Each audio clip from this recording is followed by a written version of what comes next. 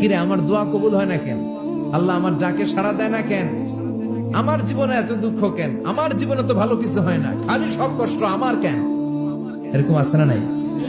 এরকম হতাশদের জন্য এই সূরাটা একটা আলোকবর্তিকা, মোটিভেশনাল সূরা। আলহামদুলিল্লাহ পড়েন। এজন্য আল্লাহ বললেন ওয়াদ-দুহা ওয়াল-লাইলি ইযা সাজা মা ওয়াদ্দা'আকা রাব্বুকা ওয়া মা ক্বালা ওয়ালাল আখিরাতু খায়রুল লাকা মিনাল উলা। এরপর আল্লাহ বললেন নবী ওয়ালাল আখিরাতু খায়রুল লাকা মিনাল উলা, and verily indeed the hereafter is far better for you than this dunya. এই দুনিয়ার চেয়ে আপনার জন্য আখিরাতটা অনেক দামি। খায়রুল লাকা মিনাল উলা, এই দুনিয়ার চেয়ে আখিরাতটা অনেক শ্রেষ্ঠ। এতে আল্লাহ বললেন দুনিয়ার চেয়ে আখিরাত শ্রেষ্ঠ, আর এক আয়াতে আল্লাহ বললেন দুনিয়ার চেয়ে আখিরাত হলো স্থায়ী। ঠিক কি না? বাল তু'থিরুনাল হায়াতাদ দুনিয়া ওয়াল আখিরাতু খায়রুন ওয়া আবকা। তোমরা দুনিয়ার জীবন নিয়ে পাগল পাড়া হয়ে থাকো, আল্লাহ বললেন দুনিয়ার জীবনের চাইতে আখিরাতের জীবন শ্রেষ্ঠ এবং স্থায়ী। ঠিক কি না? কার কথা? দুনিয়া স্থায়ী না আখিরাত স্থায়ী? দুনিয়া শ্রেষ্ঠ না আখিরাত শ্রেষ্ঠ? কিন্তু আমরা কোনটার পিছনে দৌড়াই? খালি দুনিয়া দুনিয়া। दुनिया के मजा ले लो, दुनिया तुम्हारी है, কিন্তু জান্নাত কে মজা ले लो, জান্নাত তোমারই है। ওইটা কয় না? আছে না নাই? দুনিয়ার পেছনে পাগল হয়ে আমরা পড়ে থাকি। এই দুনিয়ার জীবনটা একটা মায়াজাল, এটা একটা মরিচিকা। এই মরিচিকা, এই ধোঁকা, এই লালসা আর এই মায়াজালের পেছনে আমরা ছুটছি। ছুটতে ছুটতে হুট করে একবার কবরের ভিতরে ঢুকতে হবে। কথা বলেন, তখন আমাদের টনক নড়বে। এজন্য দুনিয়া মুমিনদের জন্য শ্রেষ্ঠ আর স্থায়ী জায়গা নয়। মুমিনের আসল জায়গা হচ্ছে আখিরাত। মুমিনের শান্তি আর কল্যাণের জায়গা হচ্ছে আখিরাত। জান্নাত হচ্ছে মুমিনের শেষ ঠিকানা। চিৎকার করে বলেন ঠিক কি না? সেটাই বিশ্বনবীরে বললেন নবী, কাফির মুশরিকদের কথা আপনি কান দিবেন না, ওদের কথায় হতাশ হবেন না, নিরাশ হবেন না, হাল ছাড়বেন না, ভরসা রাখবেন কার উপর?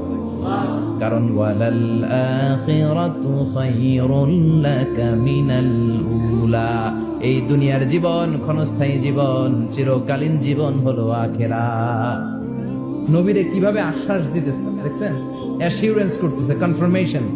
এই সূরাটা যে শান্তির সূরা, মোটিভেশনের সূরা, অনুপ্রেরণার সূরা, ইন্সপাইরেশন যে জায়গায়, প্রতিটা আয়াতে আপনি ইন্সপাইরেশন পাবেন। তো প্রতিটা আয়াতে আপনি উজ্জীবিত হবেন, সজীব হবেন, এনথিউজিয়াস্টিক এন্ড এনার্জেটিক হবেন, আপনি এনার্জি ফিরে পাবেন।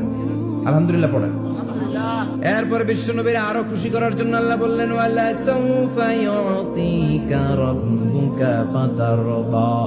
ও নবী, অচিরে এমন এমন জিনিস আমি আপনারে দান করব, এগুলো পেয়ে আপনি খুশি হয়ে যাবে। ওয়ালা সাউফা ইউতিকা রাব্বুকা ফাতারদা। অচিরে এমন এমন জিনিস আমি আল্লাহ আপনারে দান করব। ওরা আপনারে গালি দেয়, ওদের কথা আপনার মন খারাপ, আপনি হতাশ, ভয় পাবেন না, হতাশ হবেন না, নিরাশ হবেন না, আমার উপর ভরসা রাখেন না। এমন এমন জিনিস আমি আপনারে দেব, ফাতারদা, ওগুলো পেয়ে আপনি খুশি হয়ে যাবেন। সুবহানাল্লাহ পড়েন। আল্লাহর কাজই হলো বিশ্বনবীরে খুশি রাখা। Verily I'm gonna give you something that will make you happy. এমন জিনিস আপনারে দেব নবী, আপনি খুশি হয়ে যাবেন। আল্লাহর কাজই হচ্ছে বিশ্বনবীরে খুশি রাখা। যেখানে বিশ্বনবীর মন খারাপ, ওইখানে বিশ্বনবীর আল্লাহ আছে না নাই? এরপরে বিশ্বনবী মক্কা থেকে তায়েফে দাওয়াত দিতে গেলেন। কোথায়?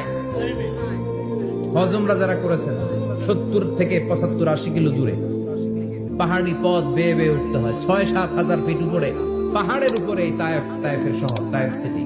ঠান্ডা, ওইখানে গেলে মনেই হবে না এটা সৌদি আরব। ওইখানে জ্যাকেট লাগে। কি লাগে? জ্যাকেট। বিশ্বনবী কষ্ট করে 80 কিলোমিটার পথ পাড়ি দিয়ে তায়েফের ছেলেদেরকে দাওয়াত দিতে গেলেন। কিন্তু বিশ্বনবীর দাওয়াতি এই ডাকে, এই আহ্বানে তারা সাড়া দেয় নাই। বিশ্বনবীর এই দাওয়াতকে তারা রিজেক্ট করেছে, বিশ্বনবীকে পাথর মেরেছে, বিশ্বনবীর মোবারক দেহটাকে রক্তাক্ত করেছে। আমার নবীর এই সুন্দর দেহটা বেয়ে বেয়ে ঝরঝর করে রক্ত ঝরেছে। তায়েফের মাটি সাক্ষী, তায়েফের পাথর সাক্ষী। 3টা জায়গায় বিশ্বনবী বেহুশ হয়েছে।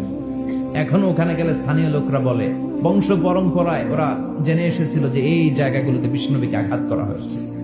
এখনো লোকজন দেখায় এখানে পড়েছিল বিশ্বনবী, ওখানে পড়েছিল, ওখানে পড়েছিল, ওই খেজুর বাগানে বিশ্বনবী লুকিয়েছিল, আজও ওখানে খেজুর বাগানই করে রাখছে। আল্লাহু আকবার। বিশ্বনবী রক্তাক্ত